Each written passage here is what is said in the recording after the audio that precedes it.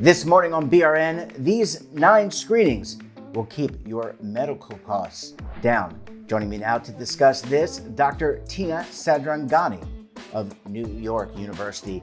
Dr. Sadarangani, so great to see you. Thanks for joining us this morning. Thanks so much for having me. So excited to chat with you. Yeah, this is exciting.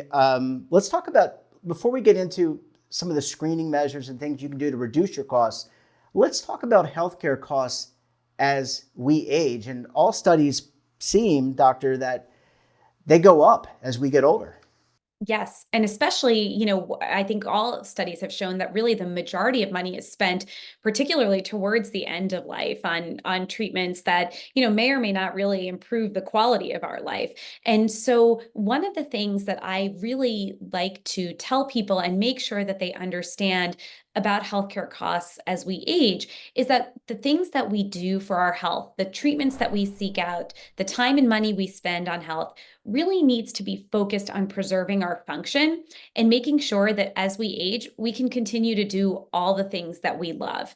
And whether we like it or not, as our bodies age, they change and they put us at greater risk for functional loss, for greater dependence, whether we want to admit it or not. And so the more we can do to buffer that, to preserve our function, our ability to do things independently, the more that we can control the amount we spend on healthcare costs, and particularly the costs, we're going to talk a lot about Medicare screening and Medicare associated costs, but let's not forget the stuff that Medicare doesn't cover, like the home health aid that you might need, the 24/7 round the clock caregivers that people need, especially if they have dementia or another condition like that.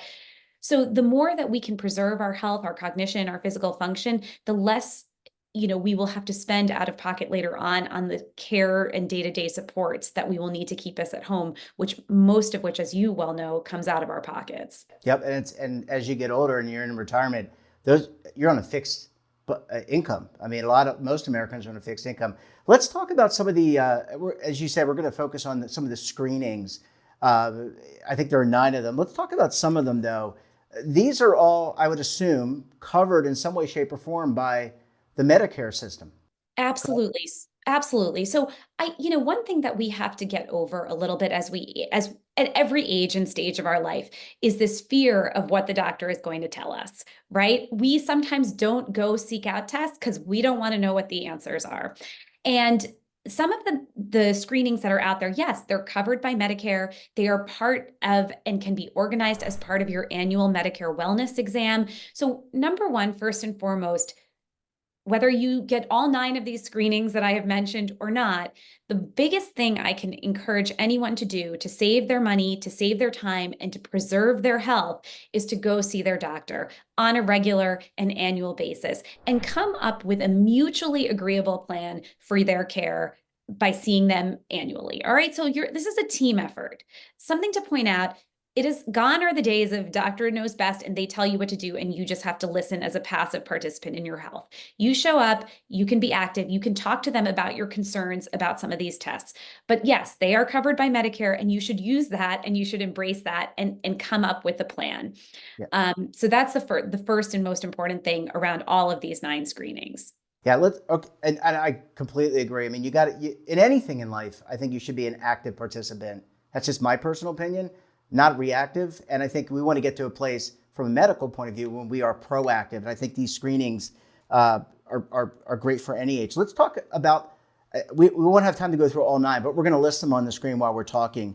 Let's talk about blood pressure and the blood pressure screenings.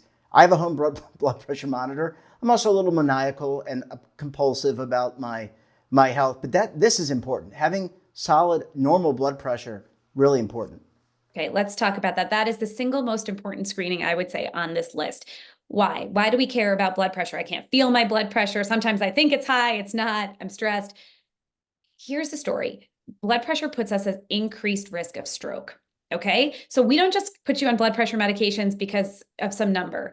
It is out of a deep concern that you could have a stroke, which may not end your life, but could result in significant paralysis that will help contribute to functional loss over time, right? So if you want to walk independently, you want to keep doing the things you love, you do not want to have a stroke. And you want to maintain great control over your blood pressure. That can be done with medication.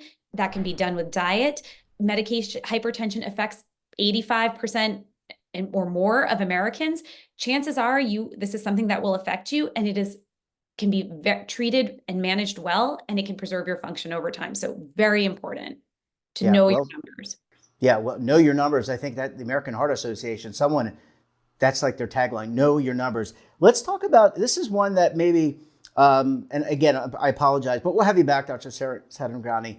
Let's talk about skin examinations. This one probably is not thought about a lot, but you need to examine your skin, head, scalp, everything, right? Right. So this is not something we, are going to do ourselves, or we can't see behind us, right? So having a trained professional come and take a look at our bodies and do an annual skin exam is so important. And the reason that I'll tell you this is, if you find these things early, they are so treatable. They're treatable with a visit to your doctor. They can be treated outpatient. This is not, oh, I'm going to find skin cancer and I need aggressive chemotherapy. The earlier that you find things and the more precaution you take with skin protection and otherwise, the better the results will be. So this one really favors you to identify and treat early. Yeah, and look, I'm going to say, I can tell you, my mother did have eyes in the back of her head, at least when it came to my brother and I. Let's talk about this one. I think this is one that, again, not really thought about. Depression screenings. Look, as we age, there's a tendency to maybe be more isolated, lonely. Look, it happens in all parts of life, but this is important too. And more practitioners are actually asking their patients whether they're a dentist, a general care physician, or any other someone practicing medicine. How's your mental health? Yeah. So loneliness is worse for you than smoking cigarettes, or on par with it, right? Feeling lonely is the equivalent of smoking 15 cigarettes a day. The research has shown that. The more you can remain productively engaged, active with friends, or doing the things that you love, whether that's being around a ton of people or not, addressing social isolation and loneliness is probably one of the most important things you can do for your health and your longevity. And screening and addressing for depression, which is rampant as we age, it is nothing to be embarrassed about or ashamed about. And honestly, getting it treated with a simple medication that can often be managed by your primary care provider without having to go to another specialist, is really going to be one of the key things to preserving our longevity, finding meaning and finding purpose, which keeps us going and gives us that what we call well span, not just lifespan or age span, but well span, better, healthier years. Yeah, and then you tie that to cognitive impairment. Look, there's forgetfulness, but then there is cognitive decline, which can be symptomatic of Alzheimer's, dementia, and other cognitive diseases. This one's important as well. Yes, absolutely. So, and oftentimes, to piggyback this off the depression comment, sometimes issues with our mental health can present as, problems with cognition. And so it's really important to get screened for your mental health, but also get cognitive screenings. I know there's a lot of people in my own family who believe, oh, we don't have a treatment for, dementia or Alzheimer's disease, so why bother even getting screened? First of all, increasingly, there's more therapeutic medications coming out on the market, which can be beneficial, particularly to those who are caught early. So all the medications you hear about for Alzheimer's disease, they are really most effective if you catch them early. So the earlier you see your doctor, the better off you are. But then also it's about planning. It's about making decisions. It's about, seeking treatments. And again, with all of these diseases, the earlier in the course that we intervene, the better the outcomes we have, the more functional preservation we have, and the more we can continue to do the things we love, which is what aging is about. And be with our family and friends. Doctor, amazing. And again, these are all covered by Medicare. No reason someone shouldn't do this. And looking at this list, none of them appear painful. I mean, there may be a little prick here or there, but none of them appear painful. Doctor, we're going to have to leave it there. Great to see you. Thanks for joining us. And we look forward to having you back on the program again very soon. Thanks so much. And don't forget to subscribe to our daily newsletter, The Morning Pulse, for all the news in one place. Details at our website.